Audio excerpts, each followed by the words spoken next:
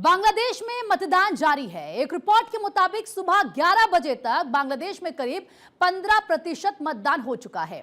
बांग्लादेश की संसद, जातीय संसद में 350 सीटें हैं, लेकिन सीधे चुनाव 300 सीटों के लिए ही होता है। बहुमत का आंकड़ा 150 है। इस बार शेरपुर 3 संसदीय सीट पर एक उम्मीदवार की मौत के चलते मतदान नहीं हो रहा है।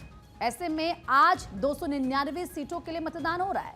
50 सीटें महिलाओं के लिए आरक्षित हैं और इसके लिए सीधे चुनाव नहीं होता है और ये सीटें पार्टियों में अनुपातिक आधार पर बांटी जाती है। करीब 18 महीने पहले जुलाई 2024 के छात्र विद्रोह के बाद ये बांग्लादेश का पहला चुनाव है। इस बगावत ने 15 साल से शासन कर रही शेख हसीना को सत्ता से बेदखल कर दिया था। उन्हें प्रधानमंत्री पद से इस्तीफा देकर देश छोड़ना पड़ा था और मोहम्मद यूनुस के नेतृत्व में एक अंतरिम सरकार बनी थी। यूनुस के नेतृत्व वाले अंतरिम शासन ने यह कहा है कि वो स्वतंत्र, निष्पक्ष और शांतिपूर्ण चुनाव कराने के लिए प्रतिबद्ध है। चुनाव के लिए 500 विदेशी ऑब्जर्वर्स पहुंच चुके हैं, जिनमें यूरोपियन यूनियन और कॉमनवेल्थ देशों के लोग शामिल हैं। देश का राजनीतिक माहौल दशकों से शेख हसीना के नेतृत्व वाली अवामी लीग और बांग्लादेश नेशनलिस्ट पार्टी के इर्द गिर्द घूमता रहा है। यूनुस प्रशासन के अवामी लीग पर प्रतिबंध लगाने के बाद तारिक रहमान के नेतृत्व वाली बीएनपी आगे निकलती हुई दिखाई दे रही है। बीएनपी को चुनौती कट्टर इस्लामिक पार्टी जमात इस्लामी दे रही है।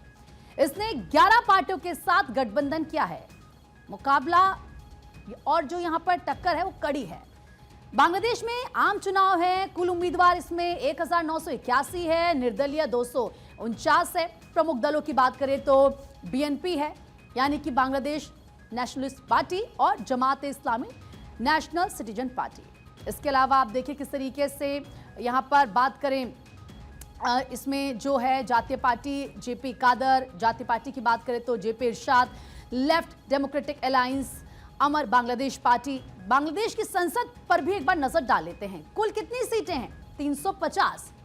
डायरेक्ट चुनाव हो रहा है 300 सीटों के लिए। महिलाओं के लिए रिजर्व है 50 सीटें। अब आप देखिए बांग्लादेश में हिंदू आबादी वाले जिले कौन कौन से, ये भी फटाफट से आपको बता देते हैं।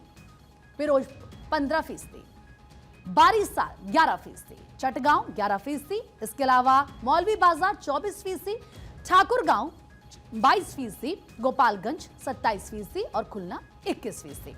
तो यहां पर हिंदुओं की इतनी आबादी है और आज यहां पर वोटिंग हो रही है। जैसे ही वोटिंग पूरी हो जाएगी उसके बाद काउंटिंग शुरू हो जाएगी। ये इस वक्त 4 तस्वीरें आपको दिखा रहे हैं, रहमान वर्सेस रहमान। दूसरी जो तस्वीर आप देख रहे हैं, 300 सीट पर वोटिंग हो रही है, 50 पर नहीं हो रही। बताया आपको क्यों? बांग्लादेश में आम चुनाव है और यहां पर हिंदू वोट पर सबकी नजर है कि भाई हिंदू किसको करने वाले हैं वोट। वादे बड़े हैं, जनता से बड़ी बड़ी बातें कही गई हैं। अब होगा क्या ये देखना तो काफी ज्यादा दिलचस्प होगा, लेकिन इस चुनाव का इंतजार क्योंकि 18 महीने के बाद है और बांग्लादेश का जो आम चुनाव है ये एक उथल पुथल भरे दौर के बाद हो रहा है। पिछले साल शेख हसीना की लंबे वक्त से चली आ रही सरकार गिर गई थी, आपको याद होगा, और मोहम्मद यूनुस के नेतृत्व में एक अंतरिम सरकार बनी थी। उस बदलाव के बाद यह पहला बड़ा चुनावी टेस्ट है जो इसे देश के पॉलिटिकल रीसेट पर एक रेफरेंडम बनाता है। मुख्य विपक्षी दल के नए रूप और हसीना की पार्टी के चुनाव लड़ने पर रोक के साथ कई सवाल भी यहां पर उठाए गए। अब देखना होगा कि होता क्या है, किसकी बनती है सरकार। तारिक रहमान के बारे में आपको बता रहे, बीएनपी की छात्र राजनीति से जुड़े रहे। 1980 में राजनीति में उनकी एंट्री होती है। उसके बाद उनका जो सफर होता है वो धीरे धीरे पार्टी संगठन में भूमिका उनकी बढ़ जाती है। जमीनी स्तर पर संगठन को मजबूत किया, लोगों से वो जुड़े। बीएनपी के वरिष्ठ उपाध्यक्ष हो रहे 2009 से 2016 के बीच में। 2007-2008 की बात करें तो भ्रष्टाचार के फिर उन पर आरोप भी उस वक्त लगे। फिर 2008 में वो लंदन चले गए, लंबे समय तक वो विदेश में रहे और अब वापसी की 2025 में वापस वो ढाका लौटे। पूर्व पीएम खालिदा जिया के बेटे वो हैं 2018 से बीएनपी के कार्यकारी अध्यक्ष, वहीं से सब कुछ देख रहे थे। शफीक उर रहमान की बात कर लेते हैं। बांग्लादेश जमात इस्लामी के प्रमुख हैं, इस्लामी विचारधारा से वो जुड़े हैं। वर्सेस दोनों के बीच में, मुकाबला दोनों के बीच में। जमात इस्लामी के पुनर्गठन में अहम भूमिका उन्होंने निभाई। इसके साथ हसीना सरकार के दौरान कई बार वो जेल भी गए थे। कट्टरपंथ का भी आरोप लगता है उन पर कि बहुत ज्यादा कट्टरवादी हैं वो है। छात्र जीवन से इस्लामी छात्र आंदोलन में वो सक्रिय रहे हैं। जमात की वैचारिक राजनीति का प्रमुख चेहरा वो रहे हैं। इस्लामी छात्र शिविर से राजनीति की उन्होंने शुरुआत की। 2016 से 2019 की बात करें तो पार्टी के महासचिव वो रहे और इस वक्त विदेश मामलों के सलाहकार संजीव श्रीवास्तव जी हमारे साथ जुड़ चुके हैं। विदेश मामलों के जानकार हैं संजीव श्रीवास्तव जी हमारे साथ जुड़ चुके हैं। सर, बहुत बहुत स्वागत है आपका भारत 24 पर। सर, आज सबकी नजरें बांग्लादेश में है, भले वहां यूएन की तरफ से ऑब्जर्वर्सन हैं, नजर वहां पर रख रहे हैं, ऑब्जर्व चीजों को किया जा रहा है। लेकिन सर, जो बांग्लादेश में नतीजे आएंगे, जो पार्टी आगे जाएगी, जिसको वहां की जनता चुनेगी, जरा बताएं कि भारत पर उसका क्या असर पड़ेगा। आप कैसे मॉनिटर कर रहे हैं बांग्लादेश के इस इलेक्शन को? देखिए, बांग्लादेश के ये जो इलेक्शंस हैं वो बांग्लादेश की लोकतंत्र की दशा और दिशा तय करेंगी। और ये जो इलेक्शंस हैं, जाहिर है कि एक बेहद अस्थिर और हिंसा का जो वातावरण बांग्लादेश में हाल के समय में रहा है,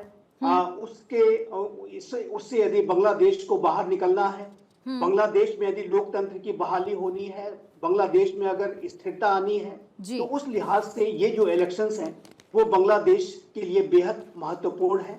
और जिस तरीके से बांग्लादेश में हाल के महीनों में ये देखा गया है कि बांग्लादेश में जो कट्टरपंथी हैं वो लगातार अपने दबदबे को बढ़ाने की कोशिश कर रहे हैं और उन कट्टरपंथी जो ताकतों को पाकिस्तान का जो डीप स्टेट है, अन्य राष्ट्रों के जो डीप स्टेट एलिमेंट्स हैं, वो भी जिस तरीके से सपोर्ट करते हुए नजर आए, तो ऐसे में ये जो बांग्लादेश के जो इलेक्शंस हैं, इसका जो रिजल्ट क्या होता है वो जाहिर है कि इस राष्ट्र के लिए बेहद क्रिटिकल होगा।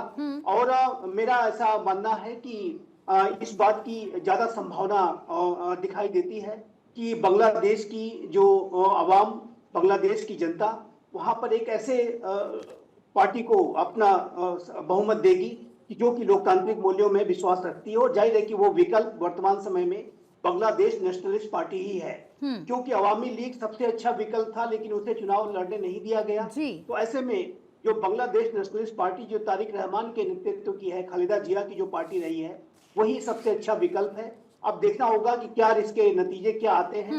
लेकिन बांग्लादेश में जो भी ऐसे लोग जो कि वहां पर लोकतंत्र की बहाली देखना चाहते हैं, वहां पर शांति, सुरक्षा, स्थिरता और संपन्नता देखना चाहते हैं, वो सभी, मेरा ऐसा मानना है कि वो बांग्लादेश नेशनलिस्ट पार्टी को ही सपोर्ट करेंगे। और जो आपने प्रश्न पूछा है कि भारत के कैसे संबंध होंगे, तो मेरा ऐसा मानना है कि यदि बांग्लादेश नेशनलिस्ट पार्टी इन चुनावों में विजयी होती है तो भारत के साथ बांग्लादेश के जो संबंध होंगे वो बेहतर होंगे, अच्छे होंगे। और वो सर जरूरी भी है इस वक्त, क्योंकि हमने देखा हिंदुओं को जिस तरीके से वहां पर टारगेट किया गया, उसके बाद उनकी सुरक्षा को लेकर कई सवाल खड़े हुए।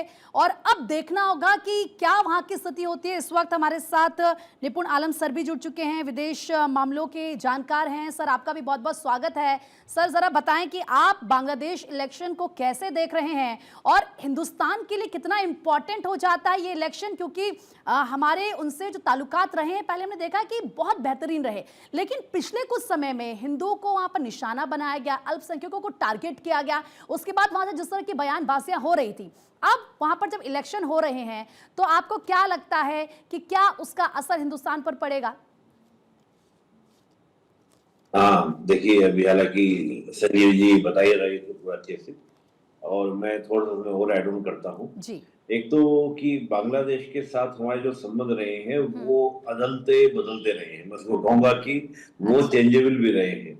हम 72 से देखें 75 तक बड़े शानदार संबंध हमारे थे, लेकिन जब 75 में मुजीबुर रहमान की हत्या की गई उनके पूरे परिवार के साथ, उसके बाद हम देखें 91 तक हमारे संबंध बहुत बेहतर नहीं थे। संबंधों में इसी प्रकार का दौर आपको देखने को मिला।